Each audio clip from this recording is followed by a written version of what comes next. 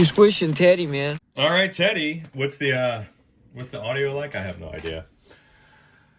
And I will be interrupted shortly by a customer pickup, but I just couldn't help myself, man. I love working on these old Deluxe Reverb reissues. I like all the amps, really. Oh, what the hell. I like them all. So we're doing this together. I've got all the panels off. I'm going to completely clean and decontaminate your cabinet and chassis as part of the service. You know how we do. So that when you get it back, it looks new, and your wife might let you bring it inside. What do you think about that? All original tubes. Holy cow. The full complement from V1 all the way through, wow, V9. Completely original.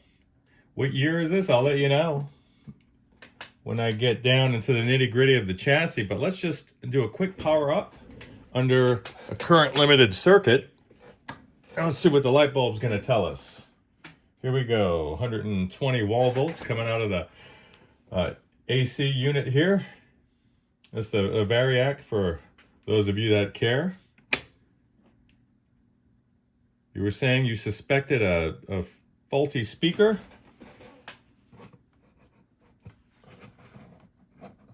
I can test that for you, but exercising the cone here. Sounds pretty good. In standby mode without the B plus running to the filters, or rather through the rest of the amp. We haven't opened up that gate to the current supply yet. I'm not getting any sign of shorts. Filament supply is up and running. Let's power on.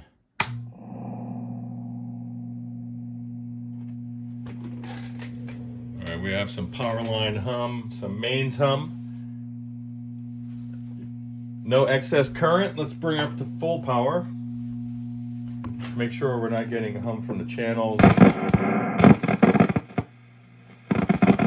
All right, we have some contaminated pots, if not pots and tube sockets. Whoa. All right, so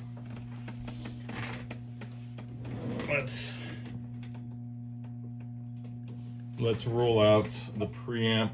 I'm going to separate your preamp from the power amp by pulling a phase inverter tube. Pardon the shaking. While we do get a mild reduction in hum, mild, you still have a significant amount. Yeah, you have a significant amount of hum coming from the power amp. 6V6s, filter caps underneath that doghouse, that's yet to be determined, but next step in either case is to remove the chassis. Stand by. All right, she's getting hung up on the way out. Kind of hard to see here, but there's not much in the way of daylight coming from the front of the cab, so I suspect that the chassis is getting hung up on that adhesive screen material, the old foil. So in that case, what you want to do, and what I should have done before even getting involved at this level, is ensuring that that material is down. So I do have a tool. Bye.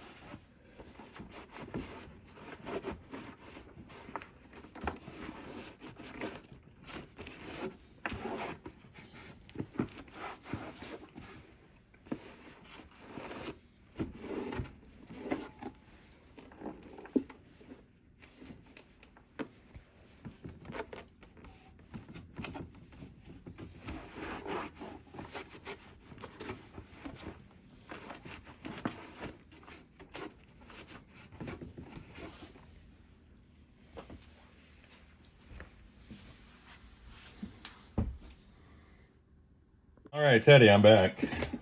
Yes, I am. So.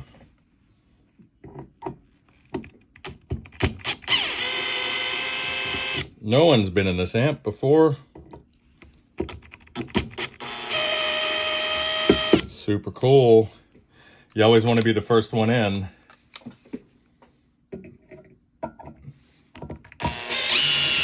Before all the mods are done. Before all the strip screw heads are there. You want to be the first dude there on the scene.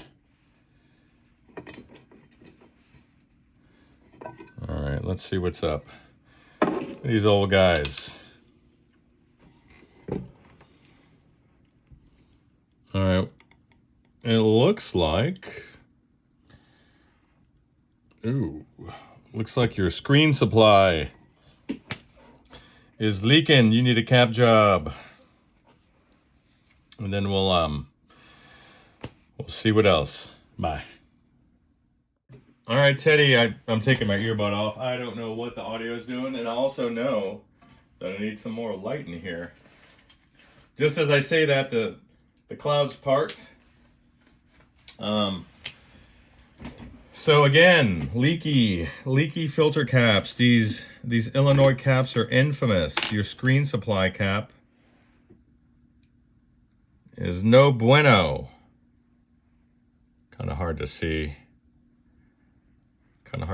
But the anode end, there's a lot of funk coming out of that. And she is beginning to become a resistor. That's what's up.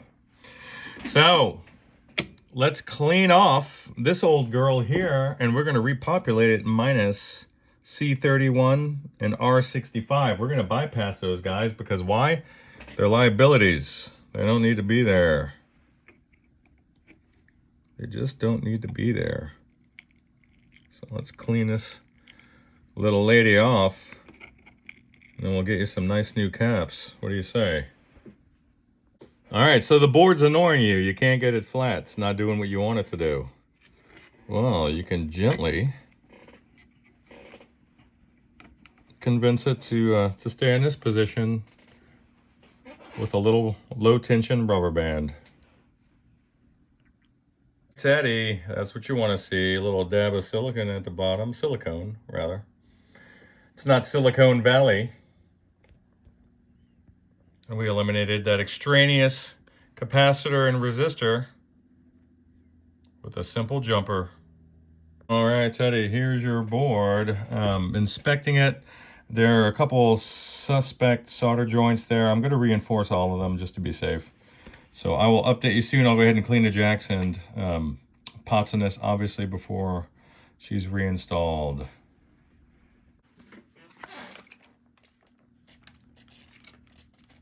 All right, I'm just wrapping up the reinforcement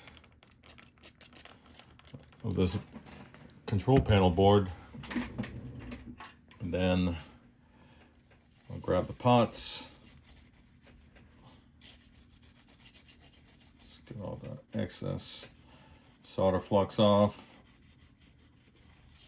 All right, and you want to clean the board before you start making adjustments on these joints, because you don't want to introduce all of the filth and dust into the joint. Just compromise things.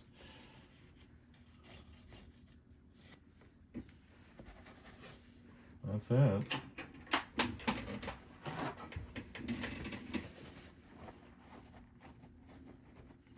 It's already starting to flash off.